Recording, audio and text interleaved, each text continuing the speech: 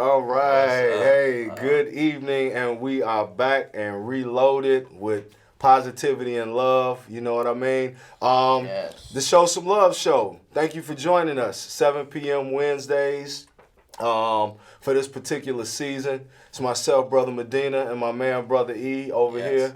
The Still trying to get mask ready. mask master on deck, getting it worked out. We are the Inglewood Enterprise Gallery, and this Yes. is, as you can see at the bottom of your screen, this is the Show Some Love show.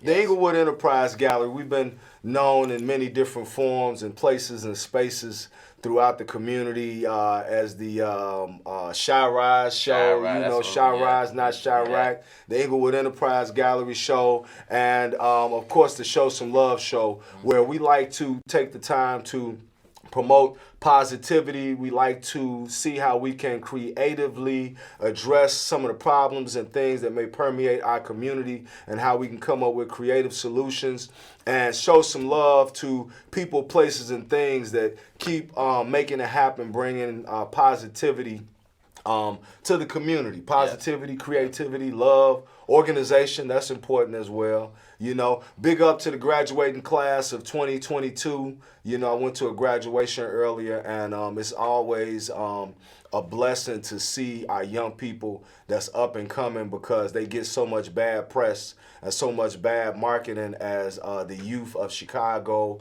the black youth of Chicago, Latino youth of Chicago. So it's good that we are able to see our young people exemplify positivity and moving forward and being able to play a part and make an impact on our society as a Hey, whole. if you don't mind me asking, man, like Yes. what graduation were you at earlier? It was my son's graduation. My oldest, he Oh, graduated. It was Kenwood's graduation. junior, huh? Junior. Yeah. So, Oh, that's you good. know, So that he's was a gonna be blessing. going off to college next year. Yeah. He's decided to go off to college. Of course, you know, we try to steer them in the direction of college, but we also have to understand, you know, we're in the age of a lot of different options. You know, Yeah. a lot of parents nowadays are discouraged because children are not as motivated to go to college. You know, some people feel like college sometimes might even be a scam of sorts, you know. Oh, it But is to a certain degree. I'm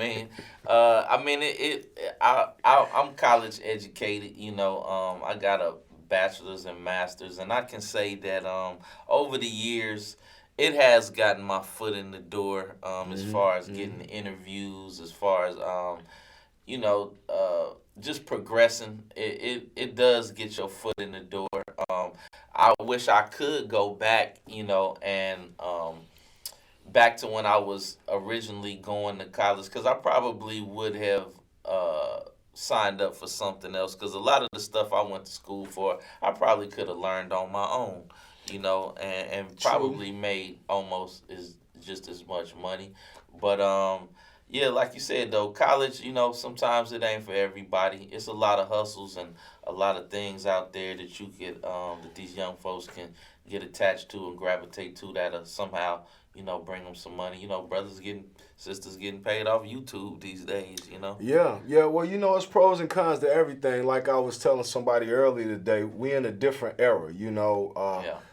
I'm a go, you know, get kind of deep with it. But, you know, human development, we had the Bronze Age, and before that we had the Stone Age, you know, then we had the Copper Age.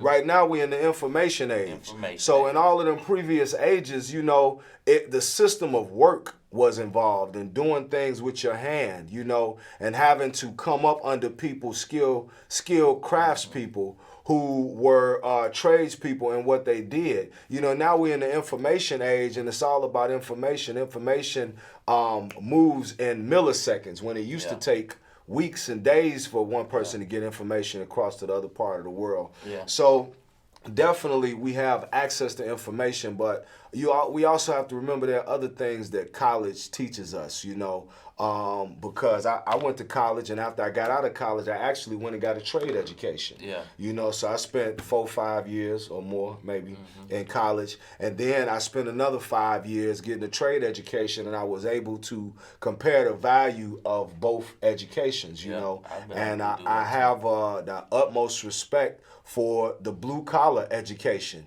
You know, because just like a college degree, they give you a degree that's information, that's knowledge that can never be taken away from you. When you go and learn a skill or a trade, also that's knowledge that can never be taken away from you.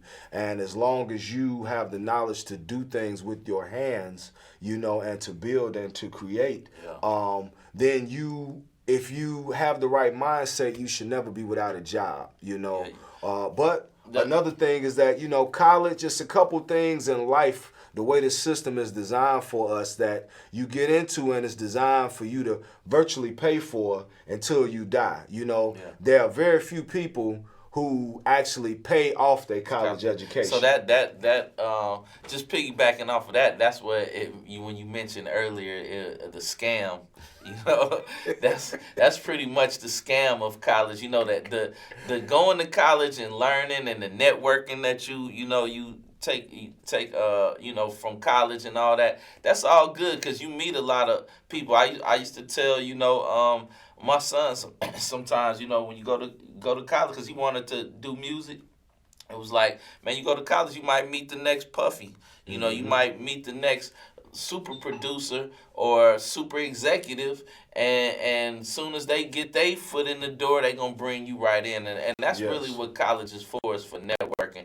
But like I mentioned, you know, just the scam part of it is real too, because like you mentioned, like you don't really know. I mean, when you start talking about a debt of like 50 grand and higher, I ain't even gonna discuss how much I paid for my 2 degrees, because I could have bought a house somewhere, you know. But you never really pay that stuff back, you know. Fortunately, you know, I am a part of some programs that is, you know, like the public service. You know, after you do 10 years of public service, they claim they wipe your debt out. Yes. I'm in that program, but I have to believe it when I see it. Yes, yes. Before we get too far deep into this, we almost forgot. I don't know if we did this part. We are the Inglewood Enterprise Gallery. You can find us at our new location, actually located up in the Bridgeport Artist Center, also known as Bridgeport Artist Lofts at 1200 West 35th Street,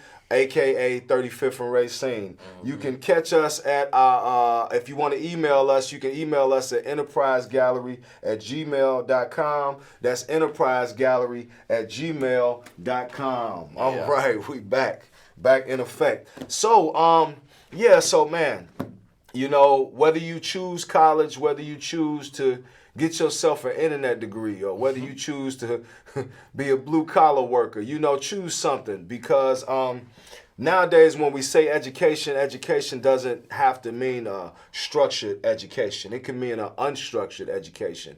But it's almost impossible to learn something without having somebody or a platform teach it to you, you know, if you want to learn it properly. So if you want to go outside of the educational, you know, traditional educational formats and things like that, make sure that you tap into all of your resources. You know, we're in the information age. The internet has everything that you need you can build a house, you can do just about anything on the internet, you know?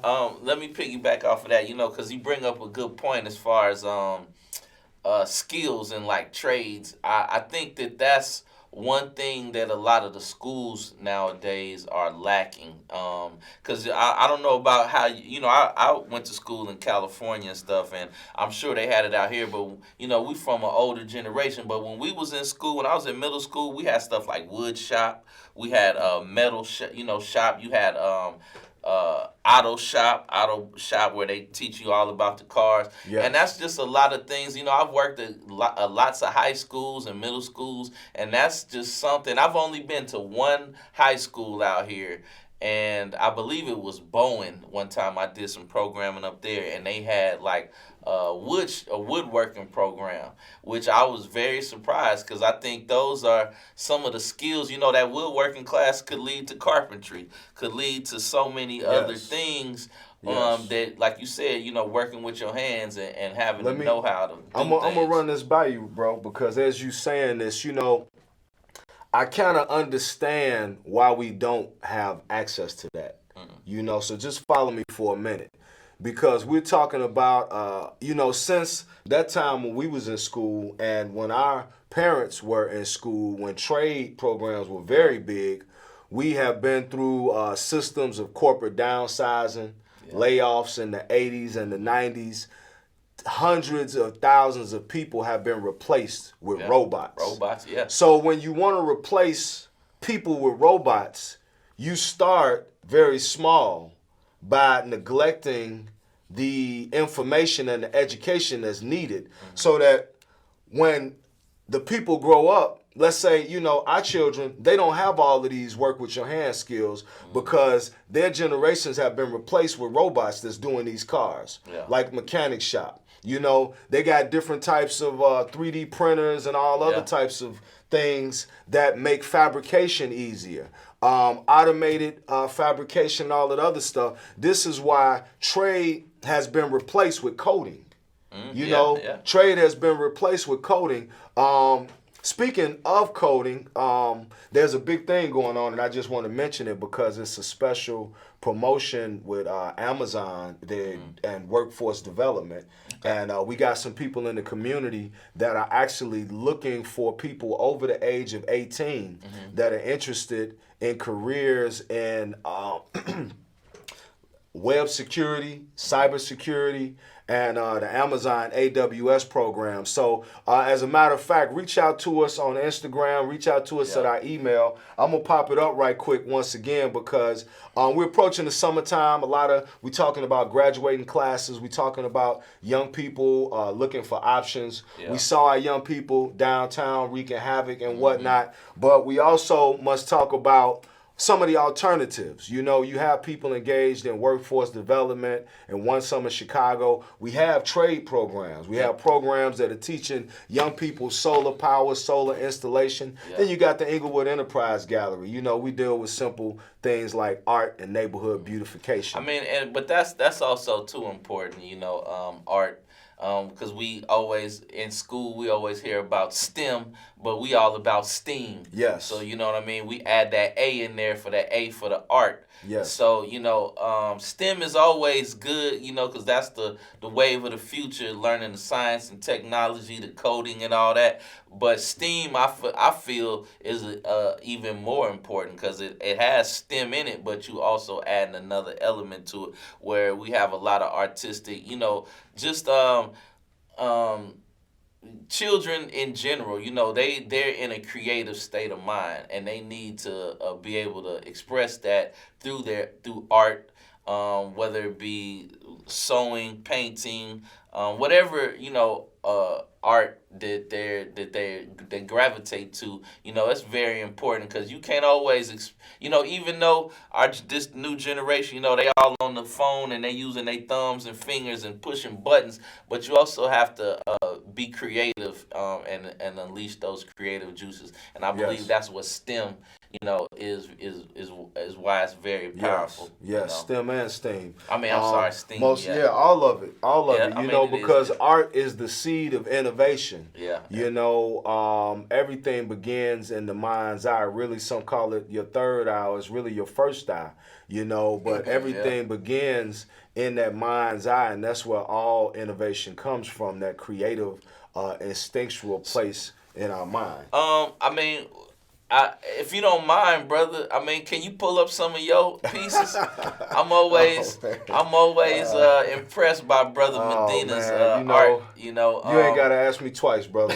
You can find him on Instagram as the Medina the artist. Yes, Medina the artist. Yeah. That's what? Yeah, this is one of our crystal mining videos too. Yeah. We go crystal mining. We do family retreats. We are also building out an artist retreat. So if you're an artist and you want to engage in our artist retreat down in the Crystal Vortex at our retreat house in Hot Springs, Arkansas, or you want to learn more about the mineral baths of Hot Springs, Arkansas, and the Valley of the Vapors going back to the time of the Native Americans, then check us out. You can check us out, Inglewood Enterprise Gallery on Instagram, or myself, Medina the artist. This is one of my pieces right here. Yeah, I love that, man. This is a tribute to the artist known as Prince. May formerly he known rest as in Prince. power. Yeah. Yeah, may he rest in So purple. you use the crystals. I mean, explain to the people a little bit. Like in your art, you integrate like some of the quartz that you find down at the mines. Yes.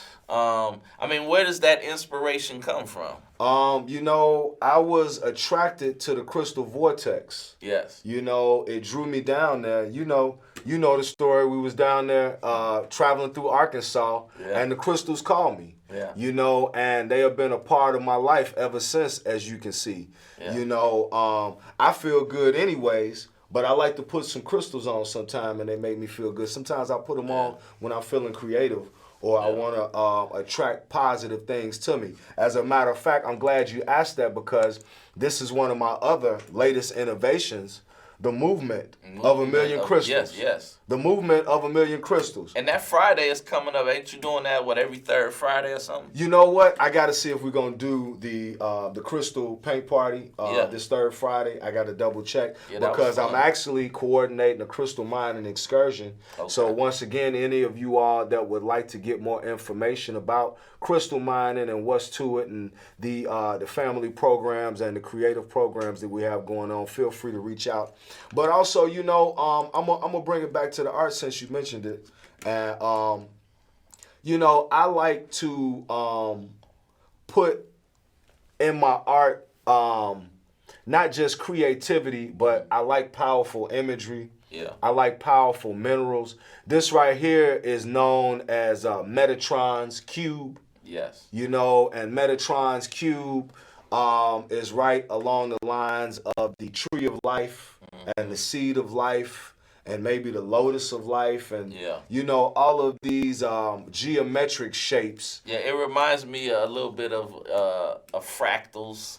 Yes. You know, like how, you know, you dig deep into a fractal and it's just the same, you know, it's just shapes and geometric shapes just all combined and digging deep into it. You know what I'm saying? That's what this reminds me of, the tree, like you said, the tree of life and all that stuff. Right.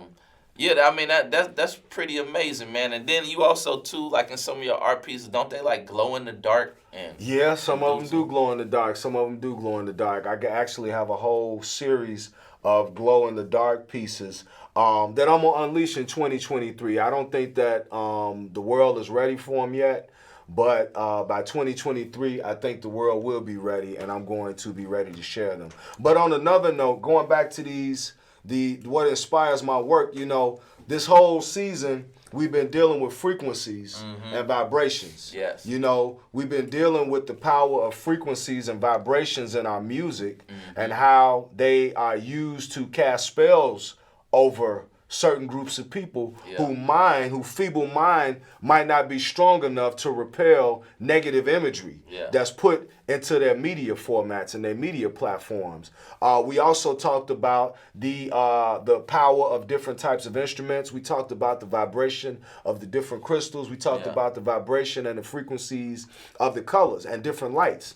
Last week we were talking about the frequencies and the vibrations of words, you know, and how these words we're able to use to give us power or take power away from ourselves or from others. So in reality, my art is more so just a reflection of the same conversation of vibration and frequency and things like that. And I feel so much peace and positivity when I'm dealing with the crystals. I really felt that art is the way for me to share some of this with other people. Yeah, you know, and that conversation we had last week too.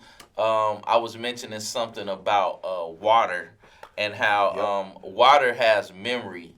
You know, and you could put positive words on your jars of water. You could put negative words on your jars of water or your glasses of water, and water absorbs that energy, and it's been scientifically proven with some of Dr. Emoto's studies and stuff like that. And I mean, I want to ask you: have you ever? I know you big on crystals in your art. Have you ever thought about any like water based paintings or including some because I remember a while ago, a few years ago, you had this one of your first art pieces, man. You had like some kind of electric grid going on with some Yes. copper. Yes, that and is true. and It is and, true, and my I don't brother. know, I can't remember if it lit up or not, but It didn't, but that was the next phase of it. Actually, it was called Ancient Technology. yeah. As you remember, and it was copper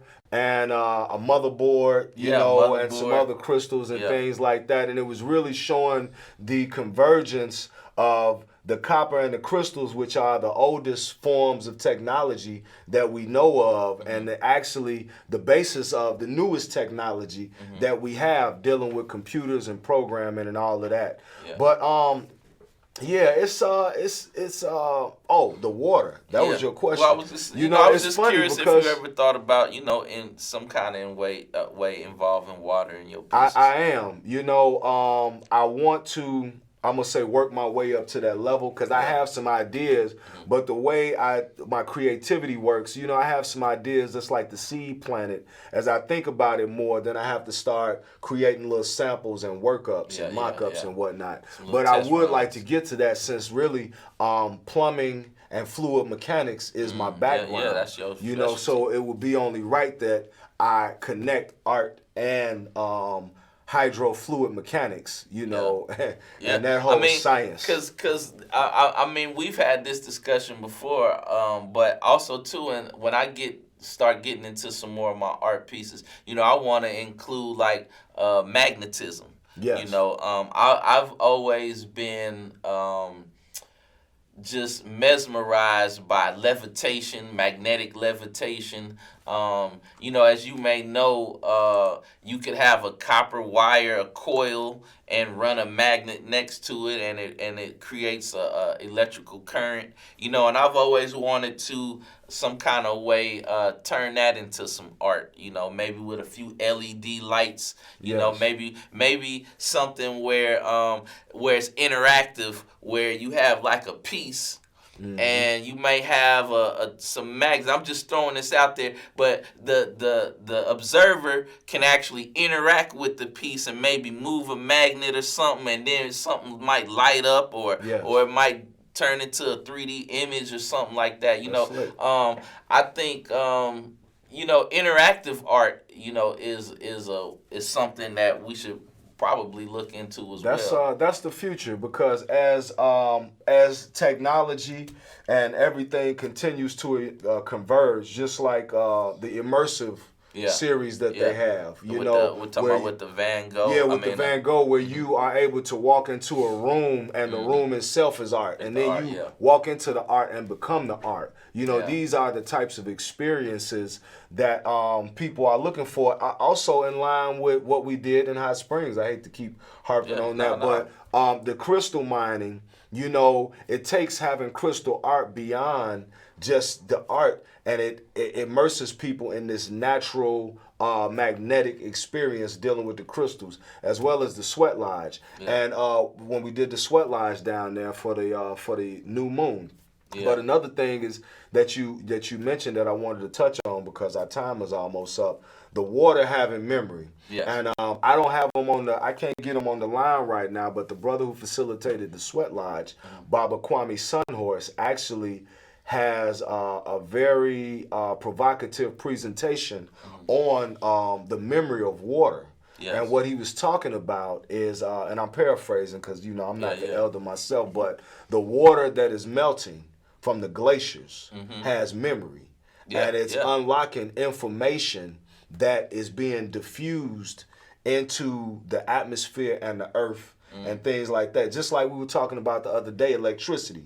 Electricity flows through a cord, but it's also an electrical cloud around us that we don't even know at all times. That's how our human bodies are. Our body is in this shell, but our body exists outside of ourselves. And sometimes we get things on an ethereal level. I might not have to tell it to you for you to receive the information. And I feel like that's kind of like what he's talking about. There's information in the crystals, there's information in the water, and climate change is bad, I suppose. You know, global warming we know is bad, and pollution and all that other stuff.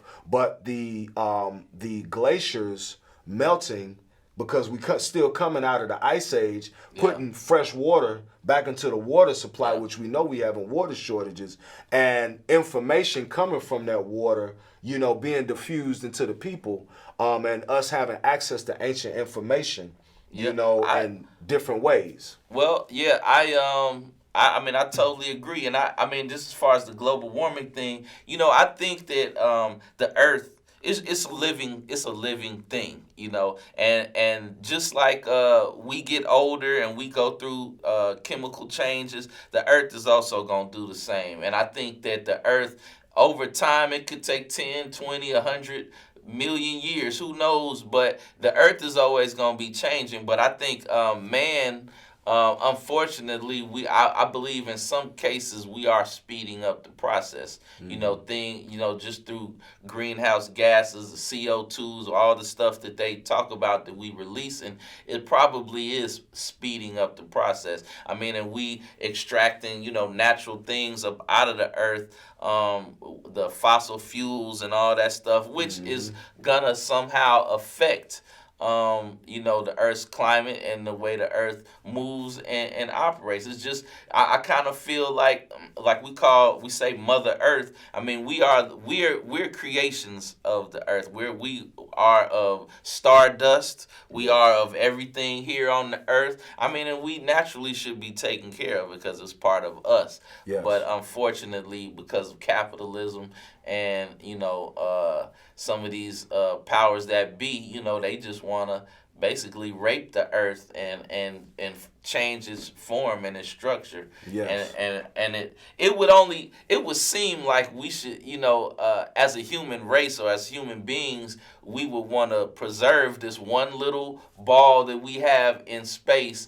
But, you know, we on the brink of World War III right now. You got people in the world, you know, different paradigms and worldviews and ways of thinking, and you have some people that would prefer to dominate than live in harmony, and that's part of the problem. They want to dominate the earth, they want to dominate the animals, they want to dominate other people, as opposed to come up with better ways for us to all live in harmony. I see our time is almost up, but before we get out of here, I would like to play one quick video, just as a reminder. Our summer youth mentoring program is coming up, and I know we do a whole lot of talking and jibber-jabbering up here, but I just want to play this quick video, just a reminder of what it's all about. You know, we do youth mentoring, we do creative entrepreneurship projects and different things like that. So check it out. Let us know if you like what you see, and we look forward to different people getting involved and volunteering.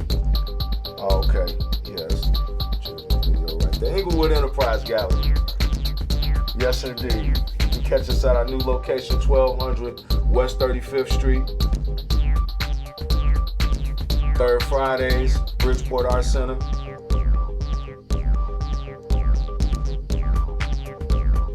You know, I still got some pictures when Fred Hampton Jr. came. All right. And we are back. Okay, so they knocking on the door. We got to unlock the door and let them on in. We appreciate y'all joining us. Yes. I think the phone line was open. If y'all called and couldn't get through, better luck next time. Apologize. We appreciate it anyway. You know, it's always something going up here. You know, but Inglewood Enterprise Gallery, I'm Brother Medina, also known as Medina the Artist. I'm my man, Brother E. Brother E, Baba Eric, E Smooth. You know, I go by many names. Yes, indeed. Hey, y'all take it easy, be safe, and show some love. Peace.